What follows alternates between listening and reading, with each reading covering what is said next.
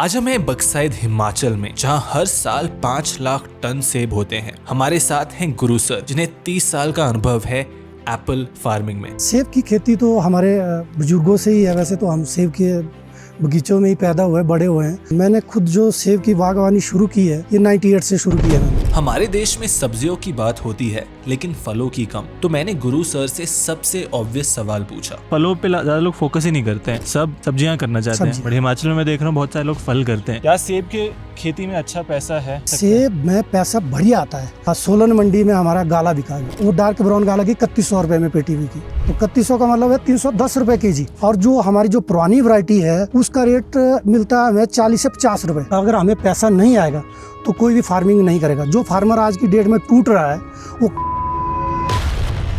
सेब 310 रुपए किलो का भी बिकता है और 40 रुपए किलो का भी बिकता है। फर्क केवल वैरायटी। हमारा जो क्लाइमेट कंडीशन है, इस कंडीशन में हमने कौन सी वैरायटी लगानी है। जैसे लो हाइट में हम रहते हैं तो वहाँ हाई कलर स्टेन वैरायटी लगाते हैं जिसमें कलर ज़्यादा डार्क रहता है। हमारी जो मिडिल बेल्ट है यहाँ आप कोई भी वैरायटी हम सिलेक्ट कर लेते हैं, क्योंकि इस बेल्ट में कोई भी सेब हमारा तैयार हो जाता है। फिर ज़्यादा हाइट में हम चले जाते हैं तो वहाँ की नीचे की वैरायटी नहीं लगती है। सेब में पैसा तो बनेगा लेकिन कितना? तो आप कह रहे हैं 1 एकड़ से 52 लाख की कमाई? आराम से। दाल में कुछ काला लग रहा है। देखो मैं आपको मैं खुद अपने बगीचे का एक्सपीरियंस बता रहा हूँ।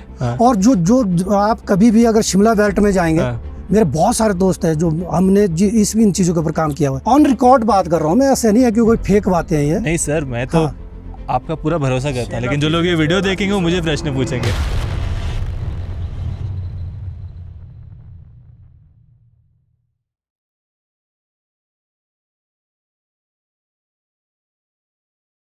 नमस्कार दोस्तों, स्वागत है आप सभी का एक नए वीडियो में।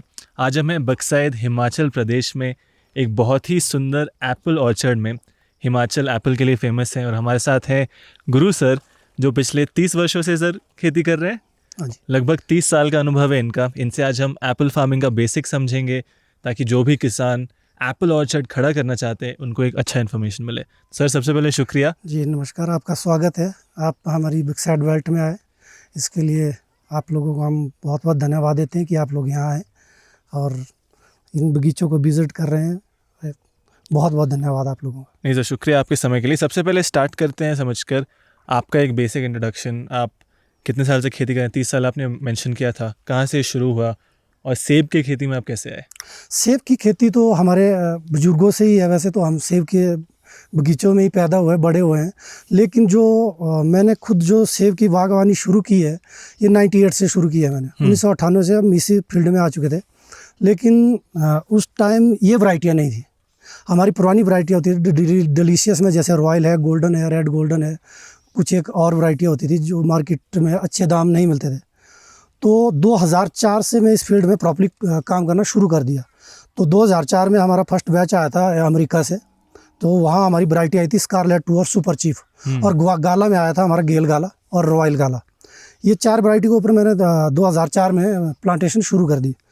तो धीरे धीरे हमने देखा कि जो हमारा डिलीशियस जो पुराना रॉयल वैरायटी है उसके दाम में और इसके दाम में बहुत दिन रात का फ़र्क था। उस टाइम क्या था कि ये 700 रुपये की पेटी बिकती थी। तो मैंने आज़ादपुर मंडी में 2008 की बात है, तो मैंने 1600 रुपये की पेटी बेची थी उस टाइम। एक पेटी कितने किलो होता है? किलो रहता था वो उस टाइम। लकड़ी में हमारा ज़्यादातर चलता था, वो 10 kg चलता था लकड़ी में ही। तो या 20 kg वाली पेटी वो नहीं हम भरते थे, लेकिन 10 kg होता था, वो लकड़ी में होता था। तो 10 kg के उस टाइम जो कार्टन बिल्कुल नया आया, जो गत्ते वाली जो पैकिंग है वो बिल्कुल नहीं आई थी उस टाइम। तो हमने गत्ते में उसको जो लगभग 25 से 30 kg के बीच में उसकी पैकिंग रहती थी। अगर साइज़ हमारा अच्छा रहता है तो ये मान के चलो कि 23-24 kg उसका जो लार्ज ग्रेड रहता था 24 kg, और जो उसका जो लास्ट ग्रेड रहता था वो 34-35 kg भी जाता था। लेकिन 1600 रुपये का जो भाव बिका था उस टाइम से, एक मतलब पूरे क्षेत्रों में जो हवा आ गई थी एक कि यार ये कौन सा सेब है। ये हिमाचल में हमने स्टार्टिंग में रामलाल चौहान जी हमारे कोटखाई से, और हमने लगाया था। तो वहाँ ये चीज़ें जो सब लोगों से अलग सेब दिखता था ये मार्केट में। तो धीरे धीरे क्या हुआ कि लोगों जागरूक हो गए कि यार जो हमारे बहुत बड़े पेड़ है उसको काट छांट ये चीज़ें बहुत मुश्किल करना हो। और जब हम सेब उतारते हैं उसको निकालना भी मुश्किल होता था बड़े पेड़ों में। जो हाई डेंसिटी जो कंसेप्ट चला ये लगभग 2011 से चला। अगर प्रॉपर्ली हम देखेंगे तो 11 से ये शुरू हो गया। उसके बाद वैरायटी बहुत सारी आई है, बढ़िया वैरायटी आई, जिससे कि फार्मरों ने अपने बगीचे में लगाया भी, जिसके बेनिफिट भी लोगों को बहुत बढ़िया मिले। और अब तो मतलब बताने की किसी को ज़रूरत ही नहीं होती है। मैक्सिमम फार्मर को अब पता है कि हमने क्यों, हमारा जो क्लाइमेट कंडीशन है, इस कंडीशन में हमने कौन सी वैरायटी लगानी है। जैसे लो हाइट में हम रहते हैं तो वहाँ हाई कलर स्टेन वैरायटी लगाते हैं जिसमें कलर ज़्यादा डार्क रहता है, क्योंकि नीचे की जो गर्म बेल्ट होती है वहाँ कलर हमारा कम आता है। जो हाइट हमारी मिडल से ऊपर की आती है वहाँ थोड़ा, फिर ज़्यादा हाइट में हम चले जाते हैं तो वहाँ की नीचे की वैरायटी नहीं लगती हमारे। जैसे कि फॉर एग्जांपल ये हमारा ये वैरायटी लगी है, अगर इसको हम 8000 की हाइट में लगाएंगे तो वहाँ के लिए वैरायटी अच्छी नहीं रहेगी, वहाँ साइज़ इशू रहता है इसमें, और कलर भी इसका डार्क हो जाता है। वहाँ की हाइट के लिए भी हमारे पास जो बाहर से बहुत सारी वैरायटी आई, जैसे हमारा हैप्के आया हुआ है, गाला वैरायटियों में आए हुए हैं, जैसे ये क्या बोलते हैं हम, एस पर आया हुआ है, अर्ली रेड 1 आया हुआ है। ये हाइट के लिए बढ़िया वैरायटी है। 7500 से अगर हम ऊपर की वैरायटियों में जाते हैं तो ये वहाँ के लिए जो हमारे जो मिडिल बेल्ट है, यहाँ आप कोई भी वैरायटी हम सेलेक्ट कर लेते हैं, क्योंकि इस बेल्ट में कोई भी सेब हमारा तैयार हो जाता है। ये मिडिल बेल्ट में, ये मिडिल बेल्ट में। मिडिल बेल्ट कहाँ होती है? शुरू हमारी जो 5500 फीट की हाइट से लेकर 7000 के बीच की जो हाइट होती है, इसे मिडिल बेल्ट का नाम हमने दिया है अपनी, मतलब अपनी तरफ से। तो लो हाइट ये होता है कि जो हम मतलब 5500 से नीचे लेकर आप ये मान के चलो कि अभी तो हमने हिमाचल में और उत्तराखंड में हमने सेब के बगीचे आपके 3200 फीट की हाइट में भी लगाए हैं। तो ये नई वैरायटी हो रही है तैयार वहाँ भी, तो बढ़िया इसके तो दाम भी बढ़िया मिल रहे हैं। और अब तो नई वैरायटी आ रही है हर साल बाहर की कंट्रियों से, बल्कि मैं खुद बाहर जाता हूँ तो हमने वहाँ से भी वैरायटियाँ लाई है। तो बहुत सारी वैरायटी है जिसके फार्मर को बढ़िया दाम मिल रहे हैं। तो मैं मैक्सिमम फार्मर के लिए एक मैसेज आपके माध्यम से देना चाहता हूँ, जो नई वैरायटी आई है, अगर फार्मर टेक्निकली फार्मर है, रूट स्टॉक के ऊपर जा सकते हैं, M9 के ऊपर जा सकते हो। अगर एब्सेंटी फार्मर लोग हैं तो सीडलिंग पे भी जा सकते हैं। अच्छा, मतलब अगर आप ऑर्चर्ड में इन्वॉल्व हैं तो रूट स्टॉक लगाओ। हाँ, रूट स्टॉक। अगर ऑर्चर्ड नहीं आते हो तो हाँ, सीडलिंग लगाओ। हाँ, सीडलिंग जो मतलब जैसे मान के चलो आप हफ्ते में 1 दिन आते हैं या महीने में 1 दिन बगीचे में आते हैं, तो उन लोगों के लिए M9 कंसेप्ट बिल्कुल जीरो। मैं अब कुछ देर में आपको बताऊंगा कि ये M9 का रूट है। तो मैं दिखाऊंगा आपको कि ये M9 होता है, जो बॉटम में इसका नीचे का जो हिस्सा होता है उसको हम रूट बोलते हैं, जो ऊपर इसका ऊपर का जो वैरायटी होता है, इसको ग्राफ्ट किया जाता है। ये जो प्लांट आप देख रहे हो, तो ये ग्राफ्टेड प्लांट है? या ग्राफ्टेड है। जो नए प्लांटों में भी आप देख रहे हो, ये प्लांट आपका ग्राफ्टेड है। अगर आप दिखाना चाहें तो इसको ग्राफ्ट किया है। जो नीचे का बेस होता है ये रूट का है। यहाँ से नीचे का जो बेस है ये रूट का है। यहाँ से ऊपर फिर हम वैरायटी सेलेक्ट करते हैं कि हमने कौन सी वैरायटी लगाई है। इस पर डिस्कस करते हैं सर। लेकिन आई थिंक सबसे पहले तो हिमाचल का आई थिंक तापमान की वजह से यहाँ बहुत सेब का खेती होता है जी। क्या सेब के खेती में अच्छा पैसा है? क्योंकि जो लोग कहते हैं भाव नहीं मिलता है, ये नहीं मिलता है, गौरव सर और हम भी बात कर रहे थे कि रेट में फ्लक्चुएशन बहुत आता है, तो क्या इसमें अच्छा पैसा मिलता है? वो बता सकते हैं? सेब में पैसा बढ़िया आता है। सेब में पैसा क्यों नहीं आता है? जो हमने जो पुरानी वैरायटियाँ लगा रखी है उसमें फ्रूट क्वालिटी नहीं बन रही है। वैरायटी कैसे चुने? हाँ, वैरायटी की सिलेक्शन मैं आपको बता रहा हूँ। जो अभी नई वैरायटियाँ जितनी भी आ रही है, ये मैक्सिमम वैरायटी ठीक है, लेकिन आप हमने सिलेक्शन कैसे करनी है? हाइट के हिसाब से। जो लेस कलर वैरायटी है, जिसमें कलर आराम से आ रहा है, वो हाइट के लिए बढ़िया रहती है। जो मैं आपको बता रहा हूँ 7000 फीट से ऊपर की हाइट में। हाँ, जो हमारे हाई स्टेन कलर है, जिसमें कलर ज़्यादा जल्दी आता है, वो हमारी मिडिल बेल्ट से लेकर लो बेल्ट के लिए। आप ये मान के चलो कि 3500 तक तो हाइट सेब हो रहा है बढ़िया, तो उस बेल्ट के लिए होता है। और इसमें जो आप बता रहे हैं कि रेट का जो फ़र्क आ रहा है, वो फ़र्क क्यों है? इसमें जो हमारे पुराने सेब के बगीचे हैं उनमें एक तो कलर नहीं आ रहा है, क्योंकि कांट छांट का जो कैनोपी का जो नॉलेज होना चाहिए वो प्रॉपर्ली इसमें नहीं है। न्यूट्रिशन में भी बहुत दिक्कत आती है कि अगर कलर नहीं है तो सेब हमारा बिकेगा बहुत कम रेट में। अभी यही सेब है, अगर इसको हम मार्केट में ले जा रहे हैं, अभी मैं आपको बता रहा हूँ कि अभी 5 दिन पहले की बात है, सोलन मंडी में हमारा गाला बिका। अभी डार्क ब्राउन गाला है, 10 के वैरायटी है, मतलब ये गाला की वैरायटी है। अच्छा। हाँ, ये शाइशनिको रेड है।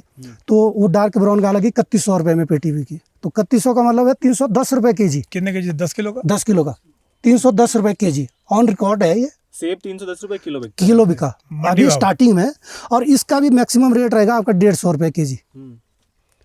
और जो हमारी जो पुरानी वैरायटी है उसका रेट मिलता है हमें 40 से 50 रुपये।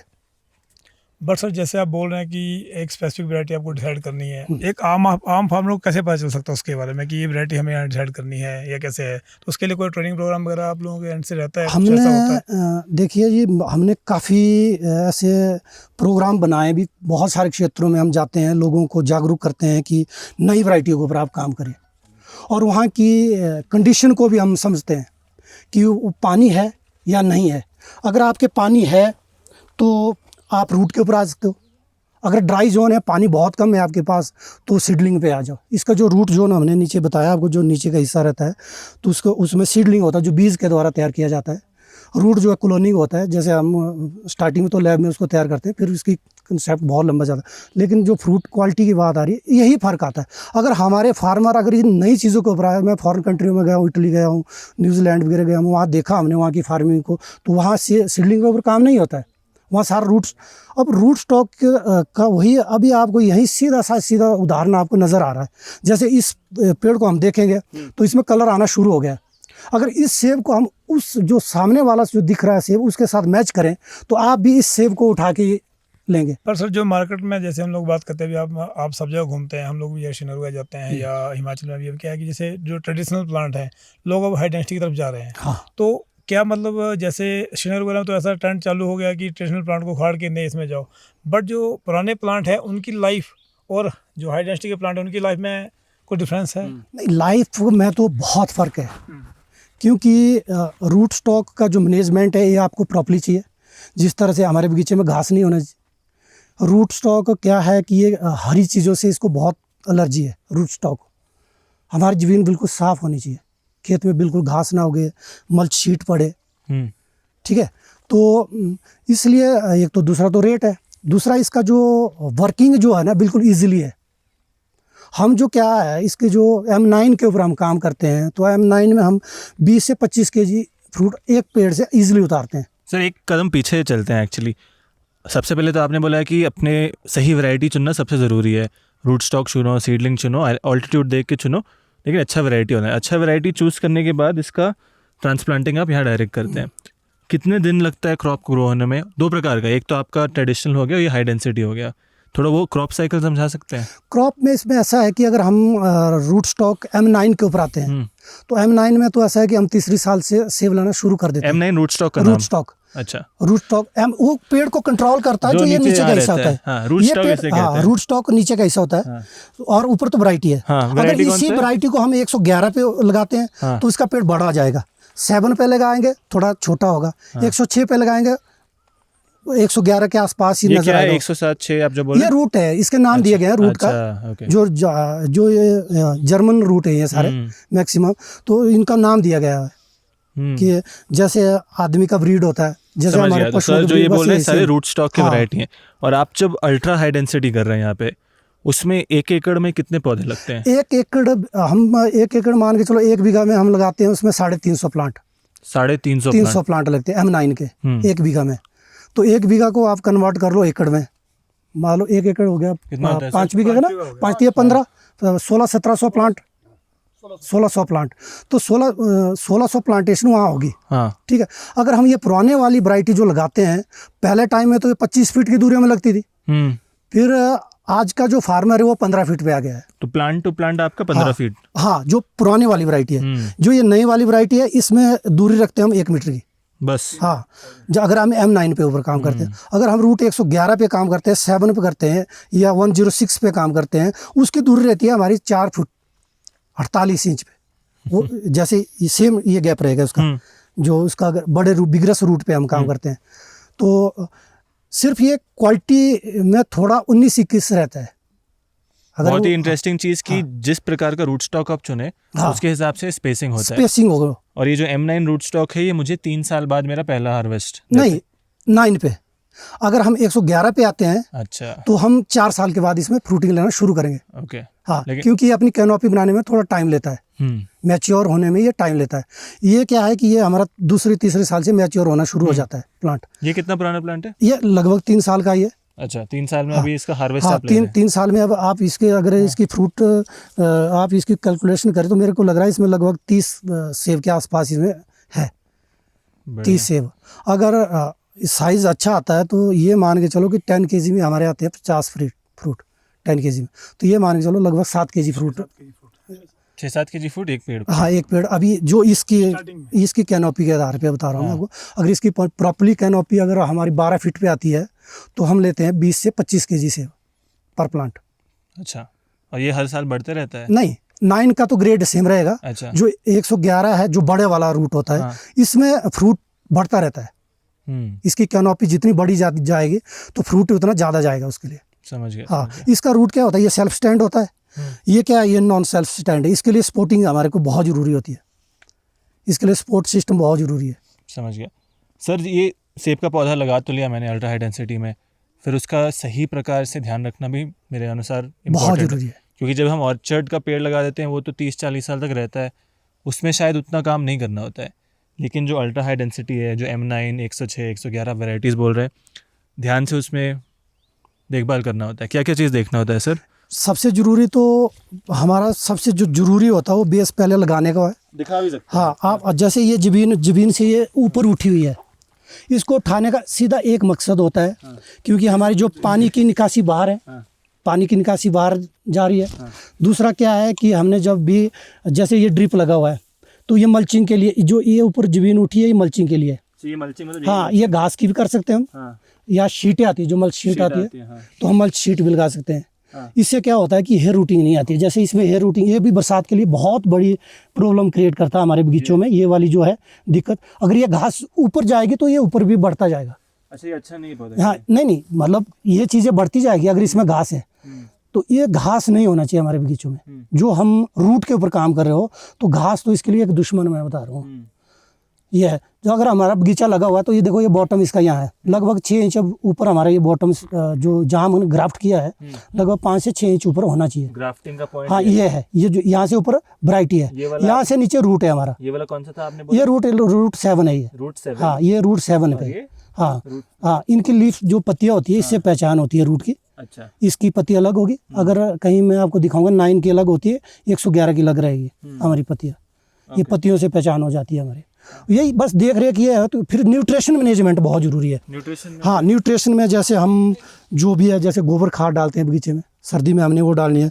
अब जैसे फ्रूट जो हमारा लगता है स्प्रेस ड्यूल, और उसके बाद जैसे खादे वगैरह डालनी है, वो भी इतनी ज़्यादा नहीं पड़ती है उन पेड़ों में जितने हम अपने पुराने पेड़ों में डालते थे। 4-5 kg होनी है, इसमें यही 200-250-300 ग्राम की एवरेज से हम डालते हैं, ताकि फ्रूट क्वालिटी भी अच्छी बन जाए, फ्रूट की ग्रोथ भी अच्छी रही। ये चीज़ें ध्यान में रखनी है। तो सर, जैसे आपने बताया कि जो आपके हाई डेंसिटी प्लांटेशन है उसमें वो ग्रीन, जैसे उसके मतलब हरे रंग से उसको थोड़ा दिक्कत रहता है, तो लोग यहाँ पे जैसे घास का मल्चिंग कर रहे हैं, क्या ये सही है, या इसके बदले आपको जो प्रॉपर मल्च मैट आते हैं, वीड मैट, वो करना चाहिए? कैसे आप सजेस्ट करते हैं? इसमें देखो जी, अगर आपके पास लेबर नहीं है तो बढ़िया तो मल्च मैट ही है।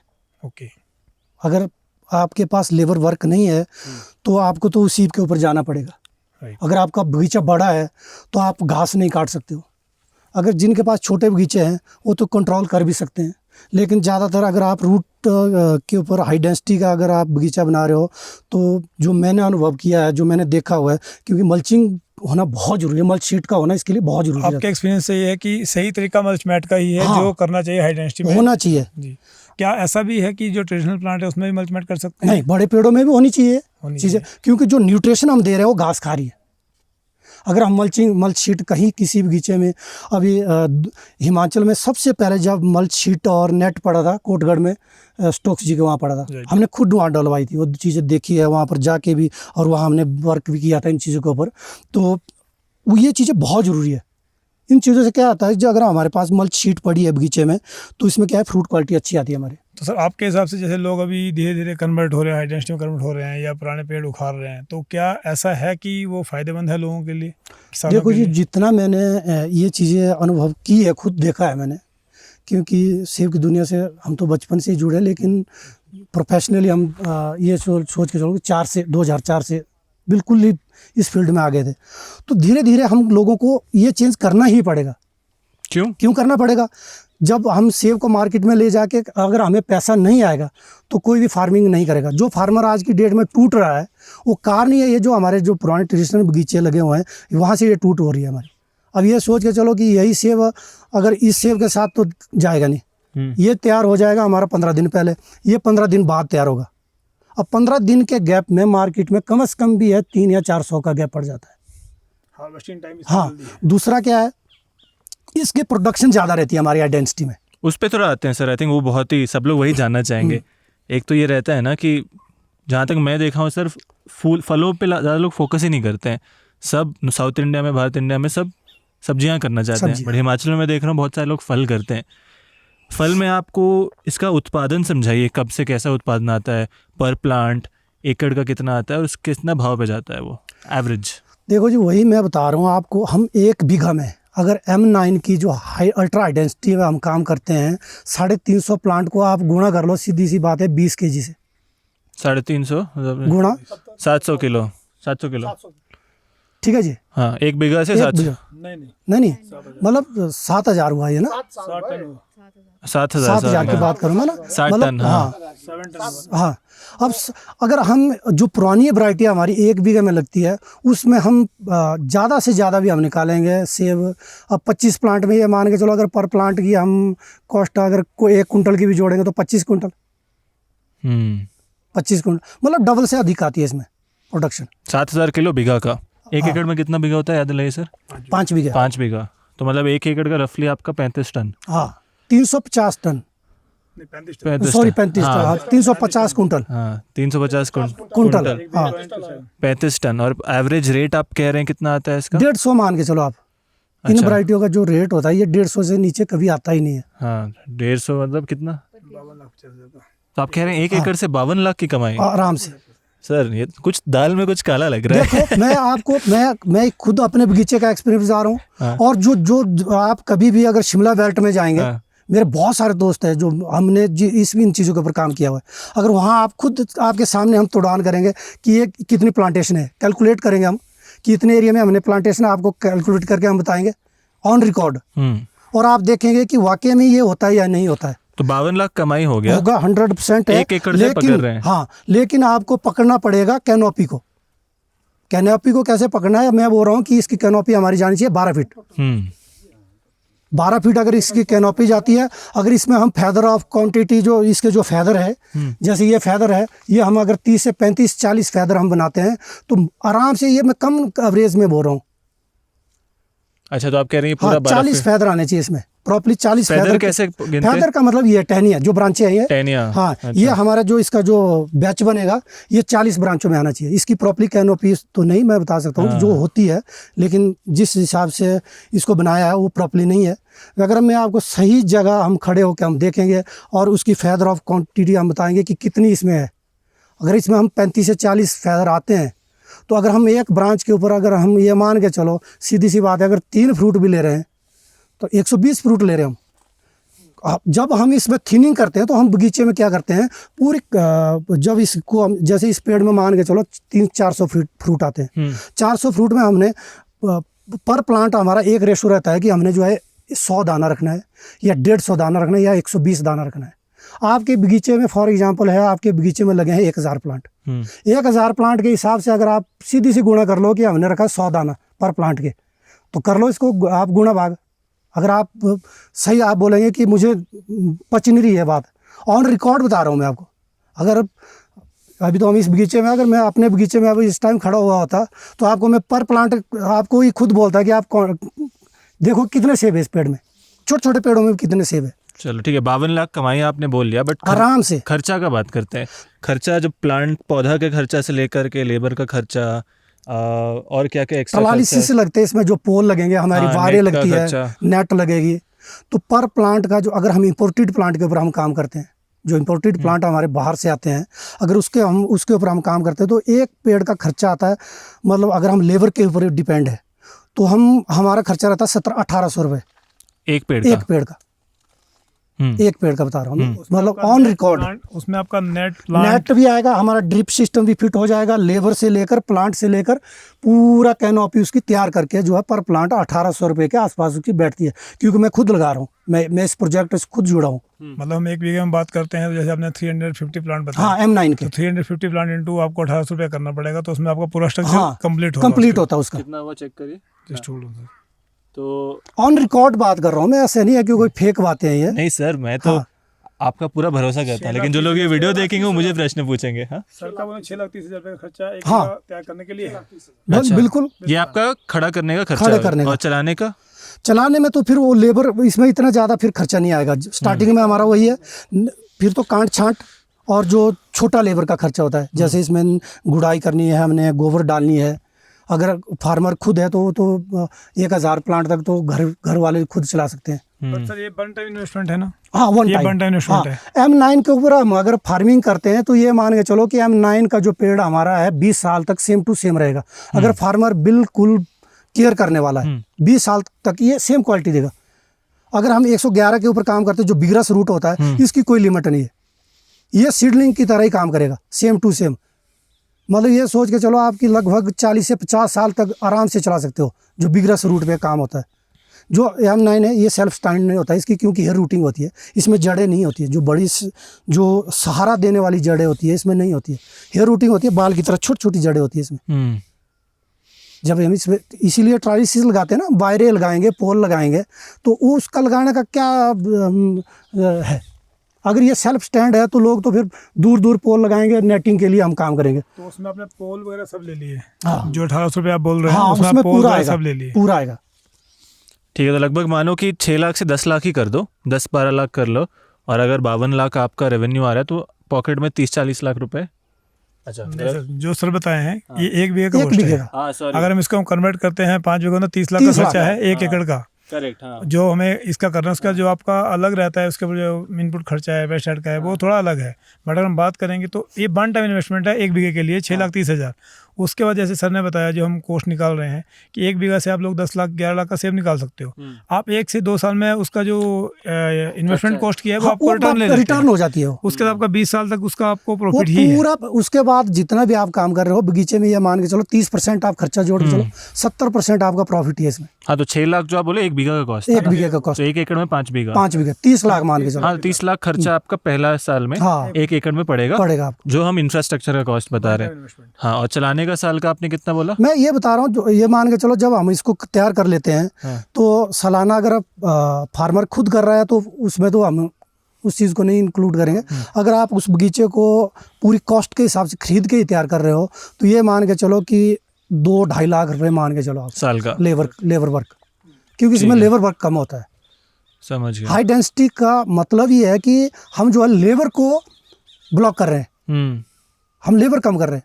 अब ये सोच के चलो, अगर आपका हाई डेंसिटी का बगीचा है, अगर हम 10 लोग हैं तो ईजिली हम 200 पेटी आराम से उतार सकते हैं, आराम से। अगर हमारी ये पुराने बगीचे हैं तो इसमें तो हम अगर 10 लोग हैं, ये मान के चलो 70-80 पेटी से ऊपर नहीं जा सकते। जो मैंने खुद ये काम किए हैं हमने, ऐसा नहीं है कि हमने नहीं किए हुए, क्योंकि हम खुद बाग बांध रहे हैं। बड़े बगीचों में हमने सेब उतारा है कि कितना मुश्किल होता है। अब ये सोच के चलो, अगर आपके पास आपने कभी सेब नहीं प्लग किया हो, अगर हम आपको बोलेंगे सेब निकालो तो आप तो आराम से यहाँ खड़े होकर निकाल लोगे, है ना।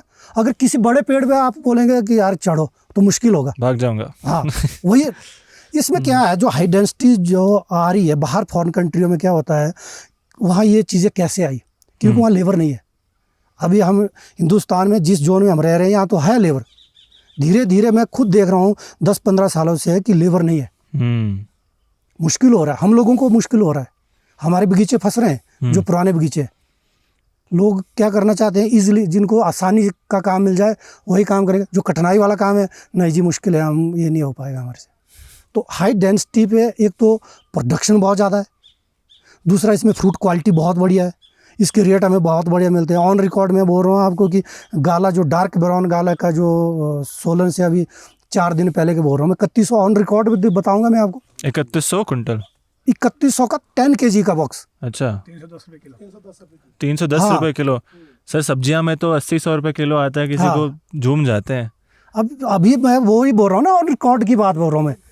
ऐसा नहीं है कि कोई फेक, लाइव वीडियो चला था। 3100 रुपये का डार्क ब्राउन गाला का 10 kg का जो बॉक्स, 10 kg में जो आता है बॉक्स है, वो भी का। अब अगर रॉयल वैरायटियों की, हम पुराने वैरायटियों की बात करें तो मेरे ख्याल से अगर वैरायटी सही नहीं है तो 3 पेटी मान के चलो 1000-1200 से तो ऊपर बिकती नहीं है। अगर फ्रूट क्वालिटी अच्छी भी है 1600-1700 से ऊपर नहीं जाएगी। जब हमारा सीजन पूरा फ्लो पे होता है तो उस टाइम मार्केट क्या क्रैश करती है। बड़ी बड़ी कंपनियां स्टोरेज के लिए सेब तब लेती है जब मैच्योर होता है सेब, उसमें शुगर प्रेशर हर चीज़ देखेगी कंपनी। स्टार्टिंग में क्या होता है, स्टार्टिंग में तो निकल रहा है, अगर आपका सेब अच्छा है आपको पैसा आ रहा है। मैं बोल रहा हूँ, मैं 2004 से जुड़ा हूँ इस फील्ड में, और मैं बोल रहा हूँ आपको कि 7 में मैंने 1600 रुपये की पेटी बेची है दिल्ली में, JCO फार्म में। 2007 में? हाँ, और रॉयल वैरायटी हमने बेची 700 रुपये की, 750 रुपये की। और कितना फ़र्क, वो बता रहा हूँ मैं, आज तो बहुत फ़र्क पड़ गया, क्योंकि जब ये नई वैरायटी आई है मैक्सिमम फार्मर इन चीज़ों के ऊपर जा रहा है, लेकिन टाइम लगेगा। अभी मैं आपको ऑन कैमरा ये चीज़ बता रहा हूँ, आप देखिए, हम सभी जिंदा रहने चाहिए। मतलब 20 साल में आपको रॉयल वैरायटी सिर्फ हाइट में नज़र आएगी, जहाँ स्पर वैरायटी नहीं चलेगी।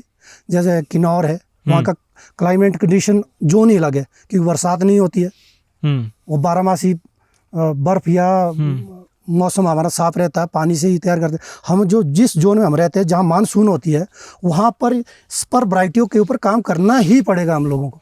एक बात बताइए सर, लेकिन अभी ये वीडियो देख के सुन के तो बहुत लोग को अच्छा लग रहा होगा, बट हिमाचल खास है, यहाँ का तापमान बहुत अच्छा है। भारत में कहाँ कहाँ एप्पल का खेती हो सकता है? भारत में उत्तराखंड में बढ़िया है। हाँ। अभी मैं उत्तराखंड में भी काम कर रहा हूँ, अरुणाचल, सिक्किम, और जैसे हिमाचल और कश्मीर तो पहले से ही सेब तैयार करने वाले जो राज्य हैं, लेकिन उत्तराखंड में बहुत सारे बगीचे मैंने खुद लगाए उत्तराखंड में। अब आप देखो, मैंने नैनीताल में भी लगाए, अल्मोड़ा में भी लगाया, चंपावत में लगाया, पिथौरागढ़ में लगाया, पौड़ी में लगा रहा हूँ मैं। पौड़ी तो उत्तराखंड का एक ऐसा जोन है जहाँ प्लानिंग इतनी ज़्यादा हो रही है कि आपको पूरे पूरे गांव खाली दिख रहे हैं, वहाँ भी हम काम कर रहे हैं। तो एक पर्टिकुलर तापमान पे, एक पर्टिकुलर हाँ। ऊंचाई पे ही हो सकता है, वो क्या है बताइए सर? उत्तराखंड और हमारा जो क्लाइमेट जोन है वो लगभग 70% मैच करता है। हाँ, वो क्लाइमेट जोन क्या होता है, जनता को बता सकते हैं? क्लाइमेट जोन का मतलब ये है कि जैसे पेड़ पौधा और जो हमारी पहाड़ों की शेप सेम है, पानी बर्फ के पहाड़ बिल्कुल नज़दीक है, क्योंकि जो सेब के लिए जो हम लोगों को ठंड चाहिए सर्दी में, वो प्रॉपर्ली वहाँ मिल रही है। जिस तरह से हिमाचल में मिल रही है वैसे वहाँ भी है। कितना ठंड चाहिए होता है, कितना टेम्परेचर? जो हमारी जो पुरानी वैरायटी के ऊपर बताऊँ मैं आपको, जो रॉयल वैरायटी है, इसके लिए हमारे को 1700 से 1800 घंटे चाहिए चिलिंग के लिए। चिलिंग को कितना क्या घंटा कहते हैं, मतलब क्या टेम्परेचर पे? माइनस में आना चाहिए टेम्परेचर। अच्छा, 1700-1800 घंटे। मतलब गर्मी वाले जगह में तो सेब हो ही नहीं सकता है। हाँ, नहीं, वहाँ के लिए भी सेब की कुछ वैरायटी ऐसी आई है, जब ग्वालियर में भी सेब हो रहा है, हरियाणा में भी हो रहा है, लेकिन वो वैरायटी अलग है, ये बाहर की कंट्रियों से। अच्छा, उसके ऊपर भी मैं आपको अगर थोड़ा जानकारी दूंगा। लेकिन जो हमारी ये वाली वैरायटियाँ है, इनके लिए हमारे को 600-700 घंटे ये अपना जो है, जो इसको जो ठंड चाहिए, टेम्परेचर चाहिए, इसकी जो इस पेड़ों की जो बॉडी के लिए इसको ठंड चाहिए, वो 600-700 घंटे में पूरी हो जाती है, क्योंकि ये फिर पूरी तरह से नेक्स्ट ईयर के लिए फ्रूटिंग के लिए तैयार है। अगर हमारा इस बार तो क्या है कि थोड़ा मौसम ने साथ दे दिया किसानों का, नहीं तो जो हमारे ये पुराने रॉयल थे, जिस तरह से इस बार बर्फ़ गिरी नहीं, पूरे हिमाचल में कहीं भी नहीं गिरी, पहाड़ों में भी नहीं गिरी। ये तो हम तो मतलब मीडियम जोन में रह रहे हैं। ऊपर हाइट में जो 10-11 हज़ार की जो हमारी शिकारी माता का जो हाइट है 11 हज़ार है, वहाँ भी बर्फ़ नहीं आई, तो सेब तो फिर होगा नहीं, क्योंकि उसको ठंड नहीं मिली। क्या है कि बीच में ऐसा मौसम बन गया जिससे थोड़ा पेड़ों को जान आ गई, अदरवाइज नहीं आता। तो इन पेड़ों को धीरे धीरे लोग क्यों काट रहे हैं? सबसे बड़ी चीज़ जो है, ये जो हमारा क्लाइमेट जोन जो चेंज हो रहा है, ये इन वैरायटियों को पुश इसीलिए कर रहा है। गर्मी हो रहा है ज़्यादा। हाँ, क्योंकि इनको सर्दी चाहिए, सर्दी में अब सर्दी मिल नहीं रही है। अब इन वैरायटियों को चाहिए हमारे को 600 घंटे, अब इनको चाहिए 3 गुना अधिक ठंड। तो इसलिए जो मैं बता रहा हूँ आपको कि 20 साल में आपको ये वैरायटी नज़र नहीं आएगी जो 7000 के नीचे की हाइट है, नहीं। सर, जैसे जो लो हाइट में एप्पल लगता है, या हम बोलें कि लो चिलिंग वैरायटी है, वो कब तैयार होती है? मतलब ये यहाँ पे अभी जैसे सेब तैयार होने लगा, जैसे हमने बोला कि 5 दिन पहले हमने 3100 का सेब बेचा 10 kg का, क्या मार्केट में वो सेब अभी आ रहा है जो लो हाइट में तैयार हो रहा है? हाँ, उसका रेट मिल पाता है? हाँ, मिल रहा है, अच्छा रेट मिल रहा है, ऑन रिकॉर्ड। आपने आजकल मीडिया तो सबके हाथ में ही है, हर कोई चेक कर सकता है। जो मैं आपको बता रहा हूँ कि हमारे बिलासपुर में घुमारवीं में सेब हो रहा है, नंगल में सेब हो रहा है, अभी हम लोग हरियाणा में बगीचे लगे हैं, ग्वालियर में मैं खुद 45,000 प्लांटेशन करके आया हूँ। उसका भी वही रेट मिलता है? हाँ, जो ऊपर आज की डेट में हरियाणा का जो सेब बिका है, या जो हमारे सोलन का जो गर्म एरिया का है, या हमारा बिलासपुर का सेब है, वो बिक रहा है आपका 100 रुपये kg। अन्ना, डोरसिट गोल्डन और HR99। टेस्ट में दोनों सेम रहते हैं या डिफरेंट रहते हैं? टेस्ट में तो फर्क रहता है। सेब ही आपको देगा। हाँ, क्योंकि वो गर्म एरिया का है, क्रिस्पी सेब, वो जूसी क्रिस्पी है, लेकिन वो लाल नहीं होता है, वो उसका कलर थोड़ा हरा ही रहता है। तो थोड़ा तो टेम्परेचर के हिसाब से मैक्सिमम चीज़ों में फ़र्क होता है। जब हम कोई भी चीज़ सब्जी है, अगर हम हाइट की खाएंगे तो उसका टेस्ट अलग होता है, सेब में भी वही टेस्ट रहेगा अलग अलग। एक सर जो प्रश्न बहुत सारे लोगों के दिमाग में आ रहा होगा, कौन से समय पर इसका पौधा लगाना चाहिए, कौन से समय पर हार्वेस्ट आता है? वैरायटी पे वैरायटी शायद ये अलग होगा, बट एक स्टैंडर्ड, जैसे शिमला मिर्च का हम कहते हैं जनवरी में लगाओ, अगस्त में लगाओ, खीरा का कहते हैं जहाँ फरवरी मार्च में लगाओ। सेब का सीज़न कैसा होता है, प्लांटिंग का, हार्वेस्ट का? प्लांटिंग जब हम फार्मर लोग लगाना चाहते हैं कहीं पर भी, तो प्लांटिंग का सही समय रहता है हमारा जनवरी से लेकर फरवरी 15 तक का। अच्छा, वो सबसे बढ़िया समय रहता है जाड़ा में? हाँ, जाड़ा में, क्योंकि सेब लगता ही है जाड़ा में। जितनी भी हमारे जितने भी पौधे पतझड़ वाले हैं, जिनके पत्ते झड़ते हैं, वो सर्दियों में ही लगते हैं हमेशा। तो ये जो बीच का मैंने बताया आपको 1.5-2 महीने का गैप है, इस टाइम हमारी प्लांटेशन होनी चाहिए। अभी भी? नहीं, आजकल ही सर्दियों की बात कर रहा हूँ। हाँ, जैन टू फेब। हाँ, वही 15 फरवरी तक वही सेब की प्लांटेशन उसी टाइम होती है। जैसे सेब है, खुमानी है, पलम है, आड़ू है, जितने चेरी है, ये सारी जो है इस बीच में लगनी चाहिए। अगर हम उसके बाद जाते हैं तो फिर क्या है, थोड़ा क्लाइमेट हमारा गर्म होना शुरू हो जाता है, तो इससे क्या है कि हमारे पेड़ जो है सूखते हैं, मर जाते हैं, फार्मर को नुकसान हो सकता है। प्लांटेशन हम जितना अर्ली करेंगे, जनवरी टू 15 फरवरी, तो उसमें 100% हमारा सक्सेसफुल रेट रहता है। मैंने खुद फार्मर को 10-10 हज़ार प्लांटेशन करवाई है हमने। हाई डेंसिटी का बात कर रहे हैं? हाई डेंसिटी पे करो, चाहे आप जो हमारे पुराने बगीचे हैं वैरायटी उनको आप सेलेक्ट करो, लेकिन प्लांटेशन हमारे को करनी पड़ेगी जनवरी टू 15 फरवरी के बीच में। ठीक है, मानो ये सबसे बढ़िया टाइम रहता है। जनवरी में मैं प्लांटेशन कर लिया, फिर मेरा पहला उत्पादन आने में आप कह रहे 3 साल। तो मानो 2025 जनवरी में किया, तो 2028 तक मुझे कुछ नहीं मिलेगा? हाँ, 27 में सैंपलिंग आना शुरू हो जाएगी। अच्छा। अगर हम फैदर प्लांट लगाते हैं अपने बगीचे में, फैदर प्लांट ऐसा होता है कि जो 2 साल हमारी नर्सरियों में तैयार होता है। हाँ। अगर हम उस पेड़ को लगाते हैं तो सेम ईयर भी कुछ एक पेड़ हमारे सैंपल देते हैं, लेकिन हम उससे क्रॉप नहीं लेते हैं। क्रॉप क्यों नहीं लेते हैं कि ताकि हमारा पेड़ जो है मतलब प्रेशर में ना आए, है ना। तो इसलिए हम चाहते हैं कि ये अपनी फील्ड को सेट कर ले, अपनी कैनोपी को सेट कर ले, उसके बाद हम फ्रूट लेंगे इसमें। जब पूरा सिस्टम इसका सेट हो जाएगा तो तब हम इसकी फ्रूटिंग लेंगे। चाहे कोई भी पेड़ है, जो पुराने रॉयल वैरायटी है उसमें तो अब थोड़ा टेक्निकली लोग काफ़ी डेवलप हो गए हैं, फिर भी इन पेड़ों में भी हम 6-7 साल से पहले नहीं ले सकते हैं फ्रूट। जो पुरानी वैरायटी है, जो रॉयल वैरायटी है, जो सीडलिंग, जो ये वाली वैरायटी, अगर हम इंपोर्टेड प्लांट ला रहे हैं तो सेम ईयर इसमें सैम्पलिंग आती है, लेकिन उसमें क्या करते हैं, हम M9 के ऊपर हम काम कर रहे हैं, या 111 पे जो बाहर इंपोर्टेड प्लांट आता है उसमें हम सेम ईयर रखते हैं, लेकिन सिर्फ सैंपल के तौर पे। नेक्स्ट ईयर क्या करते हैं हम, कि हमें पता है कि इसमें हमने 20 फ्रूट रखने पर प्लांट। अगर हम 20 फ्रूट पर प्लांट के हिसाब से ले रहे हैं तो उससे आगे वाले साल उसको हम बढ़ा देंगे, क्योंकि पौधा हमारा मजबूत बन रहा है, तो फिर हम फ्रूट जो उसकी क्वांटिटी है उसको हम बढ़ा रहे हैं। थर्ड ईयर हम फुल क्रॉप पे आ जाएंगे। मैंने बताया आपको 20 kg के आसपास हम थर्ड ईयर में पहुंचेंगे, लेकिन फार्मर अगर पूरे तरीके से उसमें काम करे। ठीक है, तो 2025 में मैं प्लांट कर लिया, 2027 में मेरा सैम्पलिंग स्टार्ट हो जाएगा, 2028 में मेरा पहला हार्वेस्ट में ले सकता हूँ। और एक बिगिनर को समझाना है, इसका हार्वेस्ट जो हम कर लेते हैं, फिर इसका नेक्स्ट फ्रूट कैसे आता है? नेक्स्ट फ्रूट तो फिर हमारा नेक्स्ट ईयर मार्च के बाद या फ्लावरिंग अगला 1 साल वेट करना। अच्छा। साल में एक फसल आती है इसमें। साल में एक फसल आती है। हाँ। साल में एक फसल ही सेब में आती है। जैसे हमने हार्वेस्टिंग कर ली, उसके बाद हमारा बगीचे की जो मैनेजमेंट होती है उसके ऊपर ध्यान रखना है, क्योंकि हम जब फ्रूट उतारते हैं तो इसकी एनर्जी जो फ्रूट में चले जाती है। तो एनर्जी के लिए हमने जैसे खाद डालनी है या इसकी घास हटानी है, इसके ऊपर हमें काम करना पड़ता है। हल्की फुल्की कोई स्प्रे करनी है जो जख्मों को हमारे फिल करती है। जी, इसमें जब हम फ्रूट कवर तोड़ते हैं तो इसमें जख्म बनता है, जहाँ से हम तोड़ेंगे ना तो उसको भी डेवलप करती है, ताकि इसमें जख्म इसका भर जाए। मतलब थोड़ी छोटी चीज़ों में ध्यान है, लेकिन इसमें खर्चे इतने ज़्यादा नहीं है। लेकिन जब हम पूरे सिस्टम से किसी फार्मर को अगर हम समझाते हैं ना, वो कन्फ्यूज़ होता है स्टार्टिंग में। जैसे अभी हम लोग सुनते हैं कि हिमाचल में वैरायटी जो एप्पल की लेके आए थे, जैसे स्टोक्स जी हैं, सत्यनारायण स्टोक्स जी थे, वो लेके आए थे, तो ये बेसिक वैरायटी हिमाचल का नहीं है कि मतलब बाहर से आया है, कैसे है? देखो जी, हिमाचल में कभी सेब की वैरायटी नहीं है। सेब जो भी आया था ये अमेरिका से आया था। हमारा जो स्टोक्स जी के वो थानाधार में लगा हुआ है। मैं हर साल वहाँ जाता हूँ बगीचे में, तो वहाँ हमने वो पेड़ भी देखे हैं जो उनके बुजुर्गों ने लगाए हुए हैं। उस टाइम से वहीं से सेब की दुनिया चली हुई है। लेकिन उससे पहले हमारे कुल्लू में लग गया था। कुल्लू में थोड़ा जागरूक नहीं हुए लोग, और उससे पहले चाफी उत्तराखंड में लगा था। रानीखेत का नाम सुना होगा आपने। एशिया का सबसे बड़ा बगीचा लगा था उस टाइम में, लेकिन वहाँ के लोगों ने भी उसको नहीं संभाला।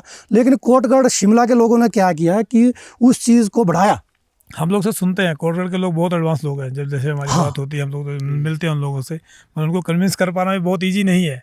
ये चीज़ भी हम लोग देखते हैं, मतलब कई बार हम लोग बात करते हैं उनसे तो ऐसा रहता है वो खुद भी बहुत एडवांस है। जैसे हम देखते हैं, जैसे आप इंपोर्ट की बात कर रहे हैं, अब जैसे सेब एप्पल का ट्री आप इंपोर्ट करते हैं, इटली से इंपोर्ट हो रहा है, तो क्या जो अभी नए प्लांट जैसे आप इंपोर्ट कर रहे हो, तो जो अभी एड प्लांट एप्पल है मार्केट में, और जो नए प्लांट इंपोर्ट कर उसका टेस्ट सेम रहता है सारा? सेम तो टेस्ट तो सेम ही रहेगा आपका उसमें या आपको लेबर कॉस्टिंग कुछ कम पड़ती है, कुछ ऐसा रहता है? हाँ, नए प्लांट्स आप कर रहे मैं हैं। वही बता रहा हूँ, जो हमारा जो हाई डेंसिटी के ऊपर हम काम कर रहे हैं उसमें लेबर कॉस्ट कम रहता है। क्यों? क्योंकि इसका जो पेड़ छोटा रहता है। जब कोई चीज़ छोटी है उसको इजीली हम जो है इसमें काम कर सकते हो। बड़ा पेड़ बनाने में टाइम लगेगा, फ्रूट भी लेट आएगा, फार्मर तब तक टूट जाता है। इसमें स्टार्टिंग में तो थोड़ा मुश्किल लगता है, स्टार्टिंग में तो गवर्नमेंट ने किया था, लेकिन अब थोड़ा गवर्नमेंट इन चीज़ों के ऊपर ध्यान नहीं रही है। थोड़ा फार्मर को इतना नेट के ऊपर सब्सिडी बंद कर दी है, क्योंकि नेट के बिना आप एप्पल फार्मिंग कर ही नहीं सकते हैं। जैसे हिल स्टोन हो गया तो हमारा सेब खत्म। ये एंटी हेल नेट जो हाँ, ये बहुत ज़रूरी है बगीचे के लिए। क्यों? क्योंकि इससे जो हमारा जो ओला आता है, हिल स्टोन जो होगा वो इसी से तो रुकेगा। हिमाचल में अब मैंने तो खुद स्टार्टिंग में ही कोटगढ़ में ही देखा, स्टोक्स जी की जिनकी बात कर रहे हैं, वहाँ स्टार्टिंग में वही नेट देखा था हमने। आज धीरे धीरे जब लोगों को समझ आया कि हमारी जो पूरे 1 साल की मेहनत है 1 घंटे में ख़त्म हो जाती है। 1 घंटा का मैं बोल रहा हूँ 2 मिनट में ख़त्म हो जाती है। अगर वैसा यहाँ हाइट में क्या है कि क्लाइमेट जोन से हमारा ओला आता है, यहाँ ऐसा क्लाइमेट बन जाता है कि हिल स्टोन एकदम आ जाता है। अब जैसे फॉर एग्जाम्पल मेरे पास 500 पेटियाँ है, मैं पूरी साल अपने परिवार की रोटी उस पर डिपेंड हूँ। हिल स्टोन आ गया, सेब डैमेज हो गया, क्योंकि उसमें तो फिर खर्चा भी नहीं निकलेगा, या तो मुझे लेबर, क्योंकि जितने भी फार्मर आज एप्पल फार्मिंग से हट रहे हैं ना, उसका सबसे बड़ा जो मैंने खुद ये चीज़ें देखी है, भांपी है, ये इसका एक सबसे बड़ा कारण है कि नेट नहीं है किसानों के पास। पहले गवर्नमेंट सब्सिडी देती थी, अब तो बंद ही है, मुझे लग रहा नहीं मिल रही है ना। ये चीज़ मिलनी चाहिए गवर्नमेंट, इन चीज़ों के भी ऊपर हमने गवर्नमेंट को कई बार लेटर लिखे कि इसके बिना तो फार्मिंग नहीं कर सकते, हम नहीं कर सकते। सर, मैनेजमेंट का जब हम बात कर रहे थे, 2 चीज़ बहुत ज़रूरी होता है कि प्लांट को न्यूट्रिशन कैसे आप देते हैं। यहाँ मैं ड्रिप देख रहा हूँ, क्या क्या न्यूट्रिशन देना होता है सेब के बगीचे में, और दूसरा क्या पेस्ट और डिजीज़ का बहुत खतरा होता है इस प्लांट को? देखो जी, जो मैं वही बता रहा हूँ, जो डाइट की बात मैंने आपको समझाई है पेड़ों में, हम ड्रिप के द्वारा भी दे सकते हैं यहाँ पे। हाँ। कितना ये लीटर का ड्रिप होता है? ये ड्रिप के ऊपर डिपेंड होता है, जो इसमें ड्रिप लगता है ना, वो डिपेंड करता है कि 1 घंटे में ये कितना पानी फेंक रहा है। इसकी अलग अलग नोजल होती है। यस। अब कुछ एक ड्रिप ऐसे होंगे कि जो 1 घंटे में 5 से 6 लीटर फेंक देंगे। कुछ एक ड्रिप ऐसे होंगे जो कि 1 घंटे में मान के चलो 3 या 4 लीटर भी फेंकेंगे। अब ड्रिप के ऊपर डिपेंड होता है कि आपने ड्रिप कौन सा यूज किया है, सब्जी वाला किया है या आपने बगीचे वाला किया। अगर बगीचे वाला किया हुआ है तो उसके लिए हमारे पास जो है 1 घंटे में ये 6 से 7 लीटर पानी फेंकेगा 1 घंटे में। समझ गया। और न्यूट्रिशन इसी में मिक्स हाँ, होता है। न्यूट्रिशन अगर हमारे पास पूरे सिस्टम फिट है तो हम इसी से हम जो है जितना भी भोजन होगा हम इसी के द्वारा देंगे। अगर फार्मर के पास जैसे फॉर एग्जांपल है ड्रिप नहीं भी है तो हम हाथ से भी डाल सकते हैं। जैसे खाद है, क्या खाद चाहिए होता है इसको? खाद देखो जी, इसके लिए हमारे को नाइट्रोजन का होना भी बहुत ज़रूरी है, पोटाश का होना भी बहुत ज़रूरी है, और ये सुपर फास्फेट का बहुत ज़रूरी है, और कैल्शियम का बहुत रोल है इन चीज़ों में, क्योंकि ये पेड़ और फ्रूट के लिए दोनों चीज़ों के लिए ज़रूरी है। और इन चीज़ों की जो अगर आपको मैं ये पत्ते दिखाना चाहता हूँ इस बगीचे में, मैं आपको ये न्यूट्रिशन को बताती है ये पत्ता। हाँ, अगर कोई बिल्कुल सही फार्मर है ये वायरस को भी बताएगा और ये इसकी डाइट को भी ये पत्ता बताएगा। क्या अभी क्या बता रहा है? अभी ये इस पत्ते को हम देख रहे हैं तो इसका लीफ कितना बड़ा है, आप देख रहे हो कितना बड़ा है, मेरे हाथ के ऊपर आ रहा है। तो इसमें क्या है, हम देख रहे हैं कि इसमें नाइट्रोजन और कैल्शियम प्रॉपर्ली है।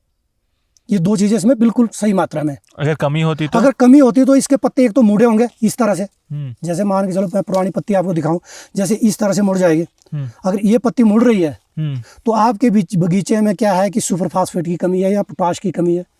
ठीक है, अगर इस पत्ती को आप देख रहे हैं, इन दोनों को आप मैच कर रहे हो, तो अगर देखेंगे कि इस और इस पत्ती में दिन रात का फर्क पड़ रहा है। तो ऐसे जैसे पत्तियां जिसकी पेड़ को सिकुड़ी हुई है तो मतलब आपके न्यूट्रिशन कमी है पेड़ों में। ये छोटी छोटी चीज़ें सीखने की होती है फार्मर के लिए, कि इसके लिए हमें कोई किसी एक्सपर्ट के पास नहीं जाना होता। ये बहुत चीज़ें हैं और ईजी सीखते हैं हम इन चीज़ों को। और पेस्ट और कीड़े भी आते हैं? कीड़े के लिए तो देखो जी, हम कीड़े के लिए तो यूज़ करते हैं जैसे कीटनाशक है, अगर कोई कीड़ा लगता है, जैसे बुली लगता है, तो बुलियों के लिए तो हम स्टार्टिंग में इसमें HMO वगैरह करते हैं, ट्री ऑयल की, जिसको है ना, और ज़्यादा अधिकतर पहले ट्री ऑयल करते थे यूज, लेकिन अब उसको हम बंद कर दिया, क्योंकि उसका क्या है, उसके थोड़े साइड इफेक्ट आ रहे थे पेड़ों में। तो HMO आ रहा है, रिफाइनिंग बहुत, मतलब उसको फिल्टर करके तैयार किया हुआ है, तो उससे कीड़े मर जाते हैं हमारे जितने भी कीड़े हैं। जैसे फॉर एग्जाम्पल इसके स्किन के ऊपर किसी कीड़े ने अंडा दिया है, हम मार्च में ही उसको स्प्रे करते हैं इसकी, तो वो एक फिल्म बनाता है, उसको बाहर से वो क्या घुट के, सांस घुट के मार देता है उस कीड़े को। तो सेकंड, अगर जैसे अभी ये कीड़ा लगा हुआ है, अभी आप इस कीड़े को दिखाओ, हाँ, ये इसको खा रहा है यहाँ से, ये देखो, ये दिख रहा है ना कीड़ा आपको। इसके लिए हमें ये यूज़ करनी पड़ेगी जो हमारी कीटनाशक की होती है, नॉर्मली है, ऐसा नहीं है कि कोई बड़ी कॉस्टली या कोई हाई, ये चीज़ जो नॉर्मल हमारी आती है, चाहे हॉर्टिकल्चर में आए या किसी जो दुकानों में बिकती है, तो उन चीज़ों का छिड़काव करके हम इन चीज़ों को रोक कर सकते हैं। बिना कीटनाशक के नहीं हो सकता? नहीं, जब कीड़े आएंगे तो कीड़े को मारना मुश्किल है, कीड़े को रोकना मुश्किल है बगीचों में, खासकर खेतों में तो, अपनी खेती में तो किसान जैसे कैसे भी कंट्रोल कर लेता है, लेकिन पेड़ों में अब आप देखोगे कि हाइट में है या बड़े पेड़ है, कहाँ किसको पकड़ेगा, कैसे इसको कंट्रोल किया जाए, ये दिक्कत रहती है थोड़ी। आई थिंक आखिरी जो चीज़ बहुत सारे लोग का प्रश्न होगा, सर उगा तो लेंगे, फिर मार्केट कहाँ है इसका, कैसे बेचूं मैं, आप कैसे बेच रहे हैं, कैसे पहुंचाते हैं मार्केट तक? हाँ, ये आपका बढ़िया क्वेश्चन है, और इसके ऊपर मैं आपको बताना चाहूँगा कि हिमाचल प्रदेश में मार्केट की, जो मार्केट में बेचने की अब किसानों को ऐसी प्रॉब्लम नहीं आती है। पूरे हिमाचल प्रदेश की बात करूँ मैं, हर जगह मंडियाँ खुली है, और मंडियों, अपनी लोकल मंडियों के अलावा हमारे पास चंडीगढ़ है, दिल्ली है, कुछ एक पंजाब की मंडी है, लेकिन पंजाब की मंडियों में थोड़ा उतना रेट नहीं मिलते हैं सेब के, लेकिन चंडीगढ़ और दिल्ली तो आराम से हम सेब पहले से लेकर आज तक बेच रहे हैं। और लोकल मंडियाँ बढ़िया काम कर रही है, जैसे कुल्लू में बहुत सारी मंडियाँ खुल गई है, शिमला में है, शिमला में लगभग 25-26 मंडियाँ है। अब देखो ना, वहाँ के किसानों को बिल्कुल सुविधा मिल रही है, घर में अपना सेब निकालो, हाँ बिल्कुल बढ़िया रेट मिलेगा आपको, दिल्ली से बढ़िया रेट आज की डेट में। सोलन, हमारा कोटखाई, रोडू, आपका खड़ा पत्थर हो गया, नारकंडा हो गया, खेकसू हो गया, और बंदरोड़ मंडी तो सब मंडियों का राजा बन गया। वहाँ तो बिना पैकिंग का माल हमारा बिकता है, हम सेब को उतारेंगे, क्रेटों में ले जाके वहाँ बेचते हैं, किलो के भाव बिकेगा बढ़िया। उसमें वो ग्रेडिंग पैकेजिंग भी नहीं करनी कुछ नहीं करना, हमने सिर्फ हल्का फुल्का हाथ मारना है, थोड़ा बारीक वाली क्रेटें अलग कर देते हैं हम, थोड़ी मोटे वाली अलग करते हैं, फिर वहाँ जो व्यापारी लोग लेंगे वो खुद फिर छंटनी करते हैं कि हमने किस ग्रेड में कौन से सेब को बेचना है। सर, तो जैसे आप 30 साल से सेब की खेती कर रहे हैं, तो आपने एक चीज़ जानी होगी, जैसे आप नेट्स की बात करें, नेट यूज़ होता है, तो क्या नेट में कोई ऐसा भी आपको नुकसान लगता है कि जो एप्पल को नुकसान पहुँचा सकता है? देखो जी, नेट के नुकसान जो मैंने देखे हैं ना, वो फार्मर की खुद गलती से है। नेट का कोई नुकसान नहीं है। पहले स्टार्टिंग में लोगों ने बोला इससे हमारे बगीचे में कैंकर आएगा, इससे हमारे बगीचे ख़त्म हो जाएंगे, ये हो जाएगा। हम लोगों को प्रॉपर्ली नॉलेज नहीं है कि नेट को कैसे लगाना है। हमने नेट के कोई भी नुकसान नहीं है, जो हमने खुद इन चीज़ों को कई सालों से देख रहा हूँ। मैं बता रहा हूँ, जब स्टोक साहब के वहाँ कोटगढ़ में, हिमाचल में सबसे पहले नेट वहाँ पड़ा था, तो वहाँ से हम देख रहे हैं आज की डेट में भी उनके बगीचे में नेट पड़ रही है। अब ये सोच के चलो कि अगर उनके बगीचे, क्या कारण है, हम जो इंडियन लोग हैं ना, हम जुगाड़ू ज़्यादा है ना। कुछ एक लोग तो क्या करते हैं कि सेब के ऊपर बिना बांस के ही ऊपर से ही नेट फेंक देते हैं। उससे उसमें क्या होता है कि पेड़ जो है बेंड हो जाता है, ऊपर से कैनोपी में हल्का फुल्का फर्क रहता है, जो वो भी सिर्फ ऊपर के हिस्से में। अगर आप सही तरीके से नेटिंग करते हैं, हाई डेंसिटी में तो कोई फ़र्क ही नहीं पड़ता इसमें, क्योंकि हाई डेंसिटी में नेट को अगर हम 18 फीट के आसपास हम नेट लगाते हैं तो हमारा पेड़ 15 फुट से ऊपर जाता ही नहीं है। 18 फीट लेकिन सही हाइट है? हाँ, सही हाइट है, सही हाइट रहती है। अगर कुछ एक लोग तो 12 फुट भी लगा रहे हैं, 14 फीट भी लगा रहे हैं, लेकिन 14 फीट में ये टच कर जाती है हमारी जो मतलब जो पेड़ की जो कैनोपी होती है, ये 14 फीट को टच करती है, क्योंकि 12 फीट तक हम पेड़ ले जा रहे हैं। जो हमारा 1 साल का जो ग्रोथ रहता है, ये 1 साल का ग्रोथ रहता है 3 से 4 फीट। न्यूट्रिशन अगर अच्छा है, ग्रोथ का मतलब ये वाला हिस्सा, अभी इस साल का ये अभी ये 18 इंच है। अगर इसमें न्यूट्रिशन हम सही सिस्टम से डालेंगे, इस टाइम ये लगभग 2.5 फीट होगा, तो सितंबर नवंबर तक ये जाएगा हमारा 3 फीट, तो 12 और 3 15 फीट। 15 फीट अगर किसी ने 12 फीट के ऊपर कैनोपी को रखा हुआ है तो ये बेंड हो जाएगा। सही जो इसकी जो हमने देखी है, चाहे आप 9 के ऊपर काम करो, चाहे 111 पे काम करो, चाहे जो बीच के जो रूट है, और भी रूट बहुत सारे हैं, फार्मर की अपनी सिलेक्शन होती है अभी मुझे किस के ऊपर काम करना है। मैं ये बोल रहा हूँ 18 फुट सबसे बढ़िया होता है हाई डेंसिटी में। तो जब आपका नेट हाइट में है, फॉर एग्जाम्पल अब ये पोल हमारा बहुत ऊपर है, अभी इसके नीचे अगर हमने पेड़ लगा रखे तो इसमें कोई फर्क नहीं है, 1% कहीं भी डैमेज नहीं है। और सबसे बड़ी चीज़ किसान के लिए यह है, इसमें जितना मर्जी ओला आ जाए हमारा सेफ है। स्टार्टिंग में थोड़ा कॉस्ट से थोड़ा फार्मर को टाइम लगता है जुड़ने में इन चीज़ों में। आप देखो कि पहले हमने स्टार्टिंग में देखा था कोटगढ़ में नेट पड़ी थी, हमारे लिए नई चीज़ थी यार, ये क्या चीज़ डाली है ऊपर। आज हिमाचल के हर कोने में नेट पड़ी हुई है और हिमाचल से बढ़िया निकल रहा है। मुझे लग रहा है कि लगभग 20% फार्मर ऐसे होंगे जिनके नेट नहीं है, 80% में तो नेट पड़ चुकी है, तो उनको तो ऐसे कोई दिक्कत आई नहीं अभी तक। करेक्ट। एक आपने कहा था कि आखिरी क्वेश्चन, 3 साल बाद मेरे को 20 किलो मिल रहा है ना, उसके हर साल आपका उत्पादन बढ़ता है कि उतना स्टैंडर्ड? M9 में तो हम एक स्टैंड में ही रहेंगे। हाँ। M9 में बता रहा हूँ मैं, एक स्टैंड में ही रहेंगे हम, क्योंकि जैसे मैं बोल रहा हूँ 20 है तो 25 kg तक हम जा सकते हैं M9 के ऊपर। बाकी वैरायटी हाँ, में बाकी रूट्स की बात कर रहा हूँ, वैरायटी यही होगी। हाँ, रूट्स जो नीचे का जो रूट जो उसका होता है नीचे वाला हिस्सा, अगर हम 111 पे काम कर रहे हैं, मान के चलो आप इजीली आप मतलब 40-50 kg पर फ्रूट प्लांट के हिसाब से आप लेके चलो आराम से। जो मैंने खुद 111 के ऊपर जो मेरी प्लांटेशन है जो मेरे बगीचे में दूसरे वाले बगीचे में है, वो मैंने 2004 में लगाई थी, तो उसमें तो 6 पेटी है, 20 kg 120 kg के आसपास है पर प्लांट। अच्छा, तो ये वाला वैरायटी क्यों नहीं लगाते हैं आप? बस नहीं, ये भी किया हमने अब तैयार। उस टाइम क्या था, जो हमारी जो टेक्नोलॉजी हम लोगों को पता नहीं था, हमें पुराने बगीचे में हम खुद पले बड़े हैं, वही हमारा माइंड सेट था कि इसकी कटिंग ऐसी होगी ऐसी होगी। तो 5 साल तक हम उसकी कैनोपी को तैयार करते गए। जो 5 साल में हमने 111 को तैयार किया, वो बड़ा बन गया पेड़। किसानों को कौन सा वैरायटी चुनना चाहिए? नहीं, वैरायटी की बात नहीं है, रूट की बात कर रहा हूँ। हाँ, रूट की कौन सी? हाँ। रूट देखो जी, रूट होता है हमारे अधिकतर लोगों को ये समझना है कि हमारी मिट्टी किस तरह की है। अगर हमारी ये लाल मिट्टी है, जिस तरह से ये मिट्टी है, ये M9 के लिए बहुत मतलब सही नहीं रहती है। अच्छा। हाँ, ये टाइट होती है मिट्टी, क्योंकि इसकी हेयर रूटिंग होती है, इसकी रूट्स जो है बिल्कुल हमारे बालों की तरह बारीक होती है। अगर इसको आप घास को हटाएंगे नीचे, इसका रूट्स देखेंगे बिल्कुल बारीक रूट होते हैं इसमें। जो 11 होता है इसका रूट बिगरस होता है, जो बिगरस रूट होता है वो हार्ड जमीनों के लिए बढ़िया रहता है। इसके लिए हमारे को दोमट मिट्टी चाहिए होती है, थोड़ा हल्का इसमें बालू हो, मिक्स जैसी मिट्टी हो, वो बढ़िया रहती है इसके लिए 9 के लिए। या तो फिर अगर आपके पास ऐसी ज़मीन है तो उसके लिए फिर आपके पास जो है गोबर वगैरह खुला होना चाहिए, जिससे कि मिट्टी हमारी हल्की हो। समझ गया।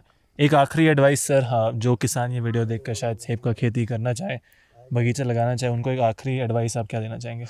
देखो जी, मैं तो चाहूँगा कि जो या पुराने फार्मर है या हमारे जो नए बन रहे हैं फार्मर, मैं तो सभी फार्मरों को एक सलाह देता हूँ, आप पुरानी वैरायटी को छोड़ के नई वैरायटी के ऊपर आए, सिस्टम को फॉलो कीजिए। जिस तरह से आपकी बागवानी है, आज बहुत सारे एक्सपर्ट लोग हैं जो सेब की खेती के लिए लोगों को जागरूक कर रहे हैं। जैसे आप आके यहाँ बहुत सारे फार्मर को जागरूक करेंगे, जो भी आपका वीडियो देखेगा कि यार वाकई में हमने किस तरह से फार्मिंग करनी है, किस तरह से हमने किस ज़मीन के लिए हमने कौन सा रूट सेलेक्ट करना है। मैं यही बताना चाहूँगा कि बगीचे लगाने से पहले किसी एक्सपर्ट को बुलाइए, वो आपकी ज़मीन के हिसाब से आपको अगर सलाह देता है, उस सलाह के आधार पे चलिए। आप अपनी मर्जी के हिसाब से काम ना करें ताकि आप डूबे ना। अगर आप एक बार टूट जाते हैं, मैंने वही बताया कि एक कॉस्ट आपको पड़ती है 1800 रुपये पर प्लांट की। अगर आप पूरा सिस्टम फिट करते हैं, तो अगर आप 1000 लगा रहे हैं तो आपका 17-18 हज़ार रुपये खर्चा आ रहा है, लाख आ रहा है ना। तो एक फार्मर के लिए मुश्किल होता है। आसानी से आसान काम कीजिए, आप सेल्फ स्टैंड रूट के ऊपर आइए, जिसमें कॉस्ट भी कम आएगी, क्योंकि ट्रालिसिस की कम ज़रूरत पड़ेगी। हमारे पाइपें दूर लगाओ, जो हम नेट के लिए यूज़ करेंगे, सिर्फ नेट के लिए है, बाकी स्टैंडिंग तो खुद होती है। जैसे ये पौधा, ये सेल्फ स्टैंड है, और इसके लिए हमारे को स्टैंडिंग के लिए हमें वायर का होना बहुत ज़रूरी है। अब जी इसमें हम अगर कम से कम भी डालेंगे तो 2 वायर डालना ही पड़ेगा। अगर हम इसको 12 फीट पे लेके जाएंगे तो 3 तो डालनी ही पड़ेगी। वैसे हम 4-5 वायर डालते हैं। तो मैं चाहूँगा कि अगर आप फार्मिंग में आ रहे हैं तो नई हाईटेक फार्मिंग में आए, नई चीज़ों के ऊपर आए। और जहाँ तक हेल्प की बात है, अगर आप लोगों के माध्यम से अगर आप लोगों को कभी हमसे जुड़ने का मौका मिले, आप बेझिझक होकर हमारे साथ जुड़ सकते हैं। आपका कॉन्टैक्ट नंबर में दे दूँगा। मैं GS ठाकुर, मेरा मोबाइल नंबर है 9810790006। शुक्रिया सर, धन्यवाद आपके टाइम के जी, लिए। आपका काफ़ी भी अच्छा बहुत बहुत लगा। धन्यवाद आप लोगों का कि आप हमारे गांव में आए और बहुत सारे फार्मरों को आपने इतनी जानकारियाँ हमारे द्वारा पहुंचाने की कोशिश की है। बहुत बहुत धन्यवाद आप लोगों और का। समय होता तो पूरा बगीचा घूमते, लेकिन जरूर जरूर नेक्स्ट टाइम अगर आएंगे Yes. तो आपको पूरे बगीचे विजिट बिल्कुल सर, कराएंगे। बिल्कुल सर, शुक्रिया, थैंक यू। ओके।